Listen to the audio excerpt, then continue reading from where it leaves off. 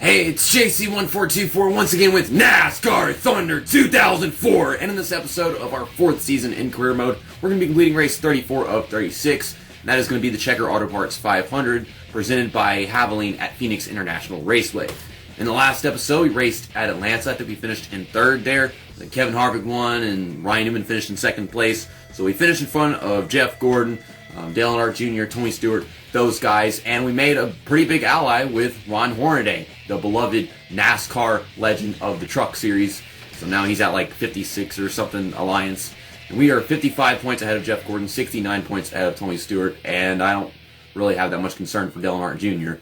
Kevin Harvick, he can win as much as he wants to, but I really don't think he's got a chance of winning this championship. Dale Earnhardt Jr., maybe though. Like if everything just goes wrong for both me and Jeff Gordon, Tony Stewart in this next few races. But 3 races to go. Things are getting intense because I have to finish as close as possible to Jeff Gordon, Tony Stewart every freaking race because they're not backing down. Why would they? We got all these fancy drivers that don't like me. Randy Norton, Joe Lawton, Tim Wagner, Russell Richardson, Stan Barrett, he drives the 57 car now, Ashton Lewis, long lost cousin Ashton Lewis don't like me. This sucks.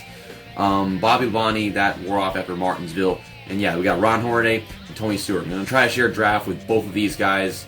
Maybe not Ron Hornaday because he's going to be at the back of the field and he's going to be slow. Maybe if I catch him whenever he's lap traffic or something. I don't freaking know. I don't know if we can catch lap traffic at Phoenix the same as we could at like Atlanta or whatever.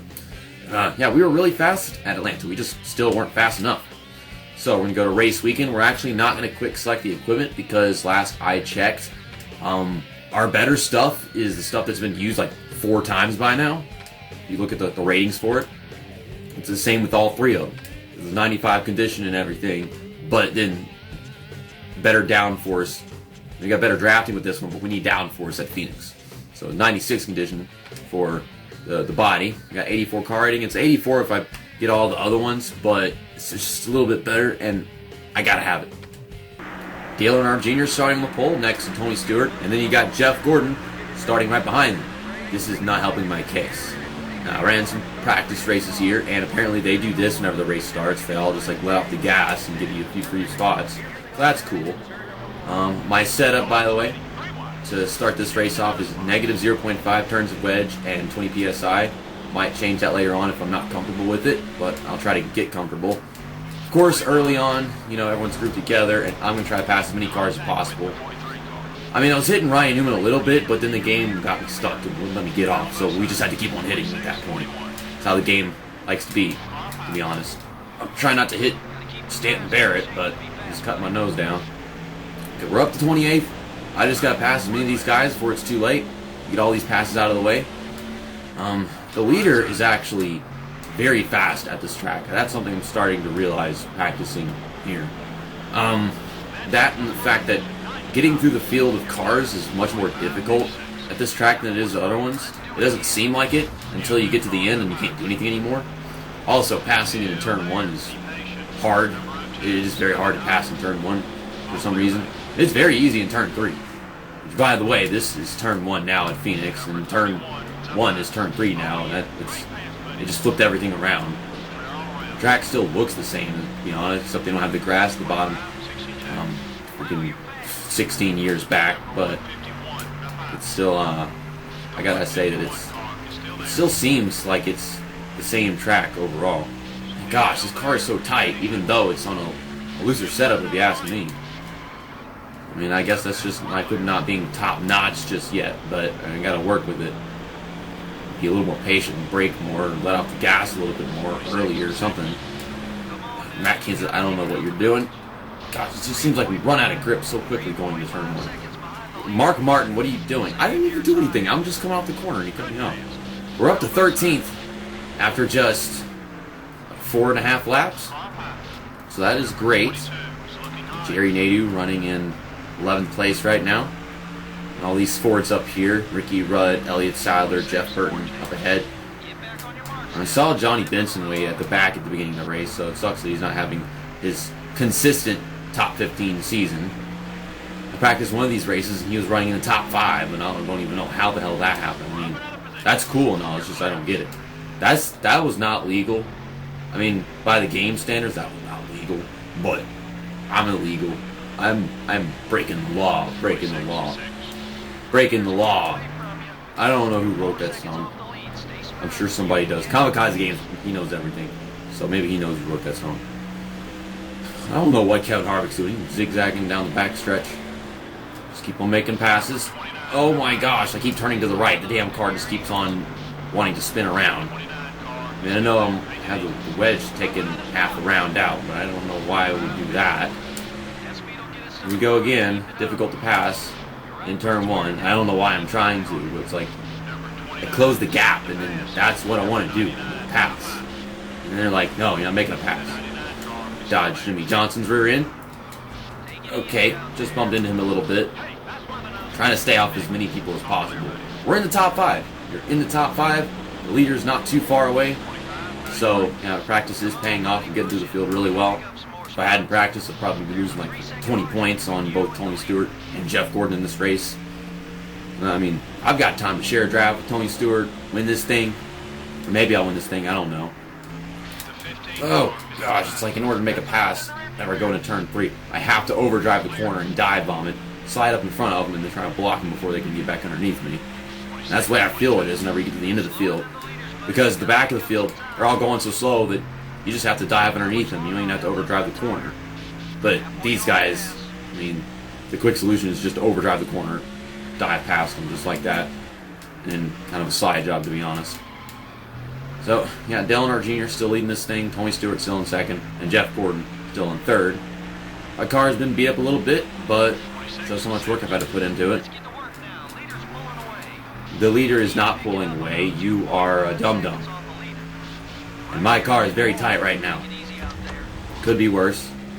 Shared draft Tony Stewart. This is not Tony Stewart, Jared. JC. I called myself Jared. I mean, in the game, they call me Jared, so what does it matter?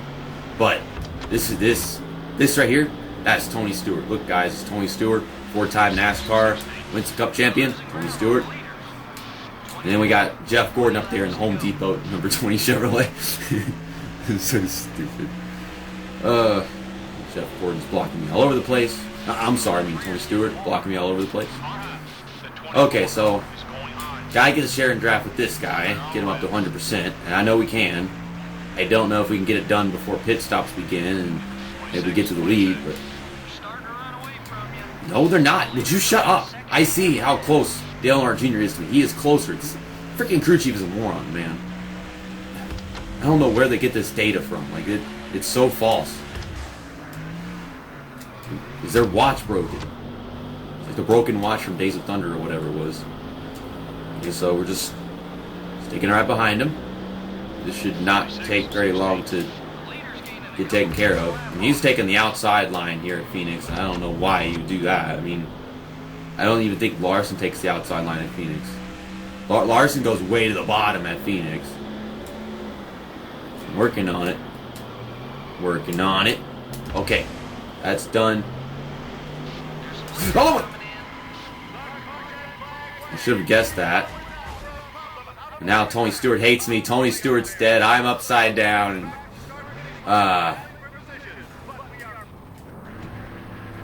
It wasn't letting me go anywhere. I was confused. Like, I was pressing the X button, like, am I out of gas? Well, that just happened. Okay, then. Well, setup's fine. We'll repair the damage, and we'll take a feel, 4 tires. It was lap 14. I figured, Tony Stewart, he's just going to go. But he decided to brake check me and ruin our friendship. A divorce between Tony Stewart and Jared Lewis, driver of number 11 Hooters car. The Hooters weren't good enough. What is this shit? He's adjusting the wedge, and there's nothing in there. And you're falling over. Oh, this is great. This race was going so good. Now it's just gone. Everything's gone. I mean, all the pit stops should be happening right here, right now, because I'm pretty sure lap 14 was the first lap. The damn NASCAR official's frozen. Jamie McMurray's damaging my race car as if it's not damaged enough as it is. Okay, well, we're in 19th. Tony Stewart hates me. He hates me very much. That's not good. Do we have people that still have to pit or no? I'm going to guess yes. People are still going to have to pit. I ain't got nowhere to go. I'm blowing my engine. Just Jeff Gordon's flying through the air. Nah. We're good. We're good. We still got the points lead. Delnar Jr., he closes the gap by like 73 points. I think it was like 179 behind me. Now it's 106. So, good for you. Kevin Harvick gains a little bit too. Good for you. And Tony Stewart, Jeff Gordon, they close the gap a little bit. Good for you. Good for you. But all I really care about is the fact that Tony Stewart is a rival now. He was my best friend. He was my husbando, and now he is my worst enemy. Considering all the, well, never mind. Ryan Newman and Jay McMurray, I mean, they're actual drivers that race every race, but I was assuming that those fancy drivers that had higher rivalries than Tony Stewart. Ron Hornaday still loves me, so that's cool. I was using the Hooters Memorial Ford. Now I'm probably going to need a Hooters Memorial Ford for the memorial of the Ford of the memorial. Got 2 races to go. We still got the points lead. I love North Carolina. Get your popcorn ready for that race, the Pop Seeker 400. I don't want to be using this paint scheme in that race. We'll use that paint scheme Homestead. Hopefully, don't destroy everything all over again. We'll use the regular paint scheme at Rockingham. No shop additions. But I am going to have to finally repair this equipment because I went and obliterated it just right then and there. Neither of that was my fault. Tony Stewart, he checked up in front of me and was spun me around and I obtained damage, so we took a pit stop. And then they all just freaking smashed the brakes going down the backstretch because apparently someone was overheating. I think that's what happened. Either that people were all running out of gas while that was happening and it was just a coincidence, but it's just a big stupid mess. So we'll get 2 races to repair that. Get out of here. And we'll do 2 races to repair this 75 condition. Yeah, that crap's done for. And that's repaired, where it's going to be repaired. And then we will repair this. Yeah, the other one was used whatever I set it to quick select or whatever, and it went to that one by default. But we're going to be using that other equipment, all the fresh 198 stuff, so no problem. You know, we blew up, we made some rivals. We got a DNF, but we're still the points leader, and we got some fresh equipment, so it's all good. We're good.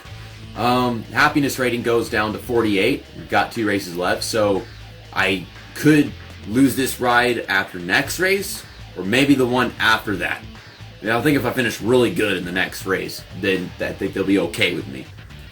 I mean, if we do lose this car after the next race, then I could just go back to like maybe my Coca-Cola livery that MDK made for me, because that was an amazing paint scheme. My favorite one of the entire career mode. Yeah, maybe the happiness went down like 4% after that race, just because it went so bad. It could have been, I don't freaking know. See you next time. That's that. And episode over.